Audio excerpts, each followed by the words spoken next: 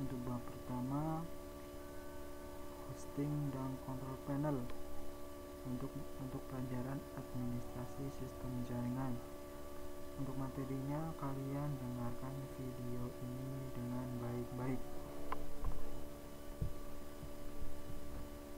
Memberikan materi tentang administrasi sistem jaringan, di mana materi ini diperuntukkan bagi siswa SMK TKJ kelas 12 semester 1 dan terbuka juga untuk siapa saja yang mau belajar tentang ASJ atau administrasi sistem jaringan. Materi pertamanya itu adalah control panel hosting dan konfigurasinya. Tujuan dari pembelajaran ini yaitu diharapkan Anda bisa menyimpulkan apa itu control panel hosting dengan benar. Anda juga dapat menilai control panel hosting dengan tepat. Kita juga akan menggunakan salah satu aplikasinya. Jadi diharapkan Anda dapat menghubungkan dan juga membandingkan control panel hosting. Oke, sebelum masuk ke materi, kita akan lakukan pretest singkat. Kalian jawabnya di kolom komentar di bawah, sertakan nama dan kelas kalian. Dan perlu diingat untuk subscribe channel ini agar bisa berkembang lebih baik lagi. Soal pertama, coba Anda jelaskan singkat saja apa itu website. Oke, itu soalnya. Apa itu website? Soal kedua, apa yang dimaksud dengan domain? Saya ulangi, apa yang dimaksud dengan domain? Sudah? Nanti jawabnya. Tonton dulu videonya karena ada middle test di tengah-tengah video dan nanti ada tes lagi di akhir video. Kita masuk materi ya. Pengertian hosting. Hosting adalah tempat atau jasa layanan internet yang menyediakan sumber daya server-server untuk disewakan, sehingga memungkinkan organisasi atau individu menempatkan informasi di internet berupa HTTP, FTP, email, atau DNS.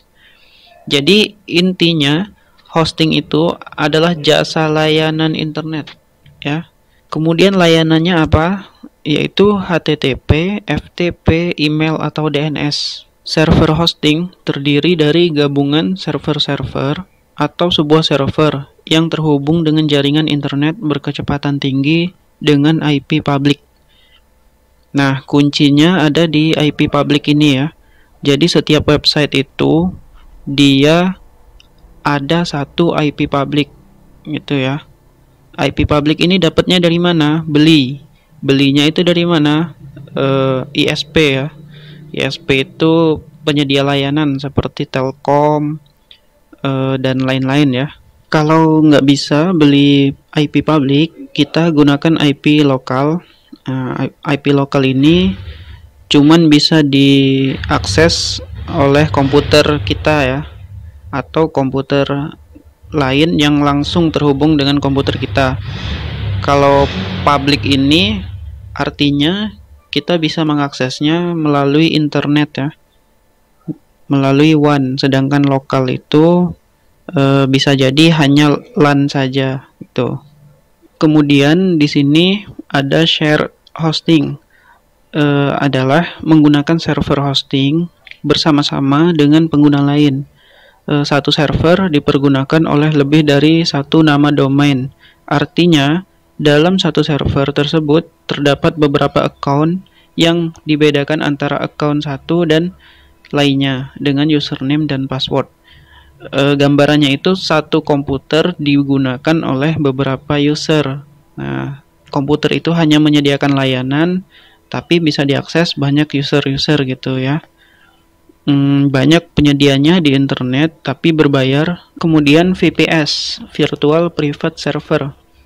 VPS ini dikenal juga sebagai Virtual Dedicated Server, merupakan proses virtualisasi dari lingkungan software sistem operasi yang dipergunakan oleh server.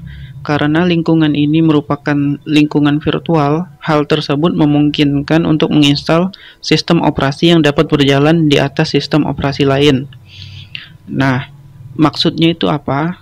Maksudnya seperti kalian menggunakan Android di komputer. Android itu kan sistem operasi ya. gambarannya seperti itu, tapi ini sistem operasi server. Tentunya kita perlu aplikasi tambahan ya, misalnya seperti VirtualBox. Di dalam VirtualBox itu kita bisa menginstal macam-macam sistem operasi, dan dia menyediakan layanan untuk memberikan hard disk virtual gitu ya, memori virtual. Lalu yang C di sini dedicated server.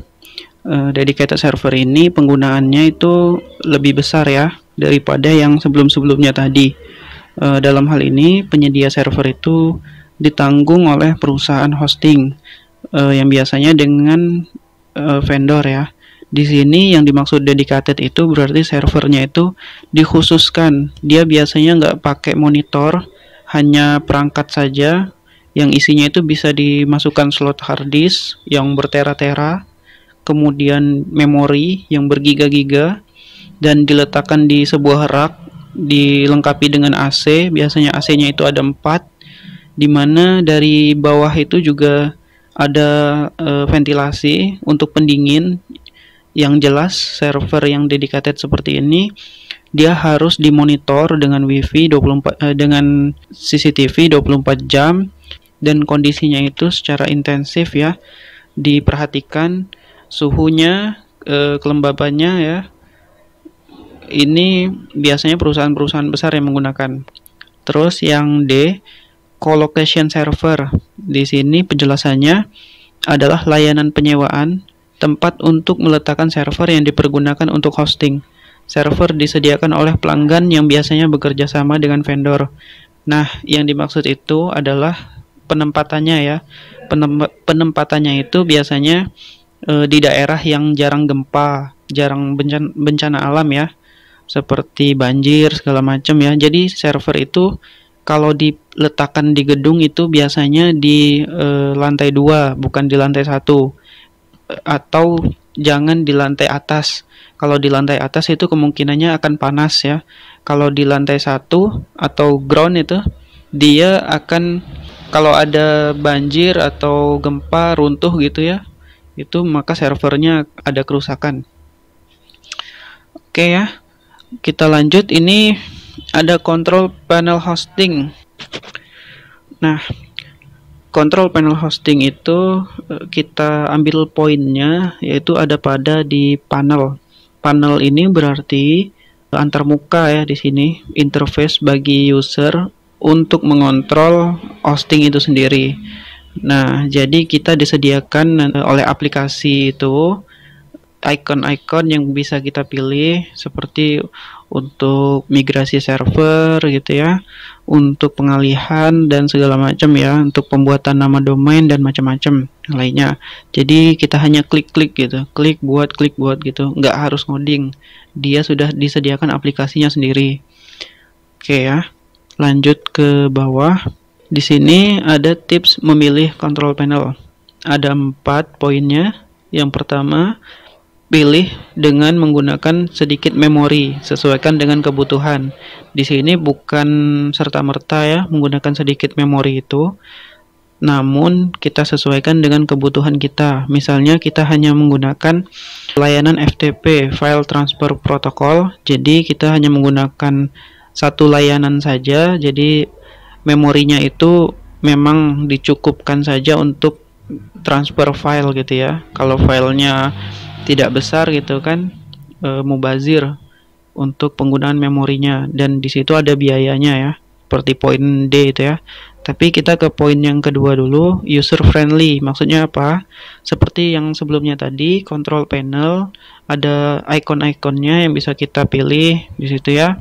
Haruslah aplikasi yang disediakan oleh layanan itu user friendly, menarik oleh user, tidak menyulitkan, dan yang pastinya tidak membebankan user itu sendiri. Kemudian yang C, fitur backup dan keamanan. Ini penting ya, karena penggunaan hosting itu secara umumnya itu digunakan dengan ranah publik. Jadi semua orang itu bisa mengakses misalnya domain kita ya, alamat domain kita yang di hosting gitu ya. Jadi fiturnya itu haruslah aman dan dengan tambahan backup, sehingga jika terjadi pencurian data dan kerusakan-kerusakan itu ada backupnya gitu ya. Kemudian yang terakhir itu sedikit biaya. Biasanya hosting yang publik itu yang banyak disewa-sewakan di internet itu mereka menggunakan biaya per bulan untuk sewaannya. Jadi penggunaan layanan itu benar-benar kita perhitungkan untuk apa yang jelas gitu ya, biar biaya yang kita keluarkan itu tidak sia-sia. Sebelum dilanjutkan lagi, seperti yang sudah saya bilang sebelumnya, di sini saya akan berikan satu pertanyaan ya.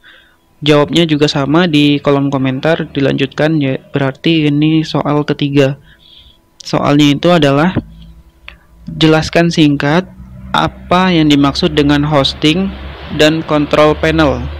Kalau mengikuti materi sebelumnya harusnya sudah paham ya, sudah cukup paham. Anda bisa mencari di internet ya, di Google atau di situs-situs lain untuk menjawab pertanyaan ini. Jawabannya juga simple ya.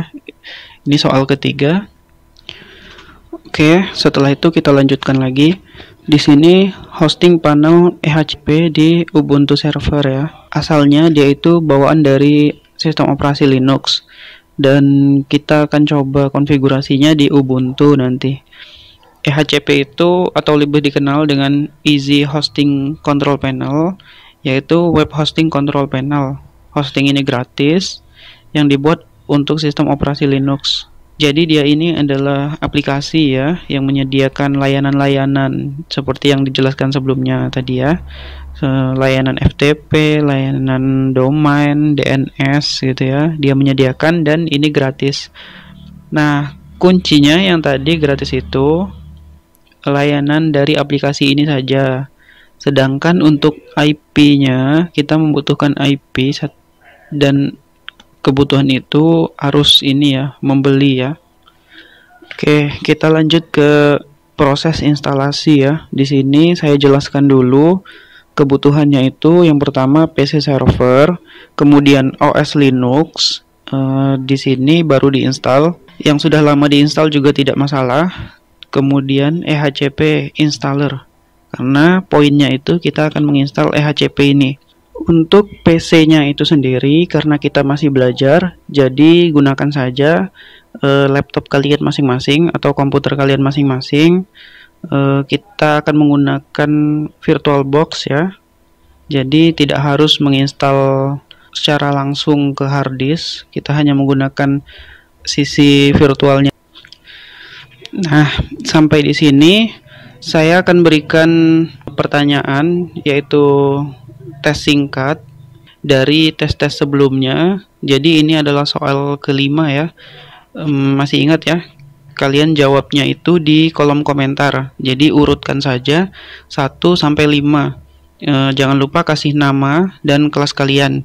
Pertanyaannya itu adalah kenapa harus menggunakan EHCP?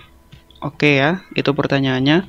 Kenapa harus menggunakan EHCP? Kan banyak aplikasi yang lain ya selain EHCP untuk urusan hosting. Kenapa kita menggunakan EHCP di sini? Jawabannya ada di slide-slide sebelumnya tadi.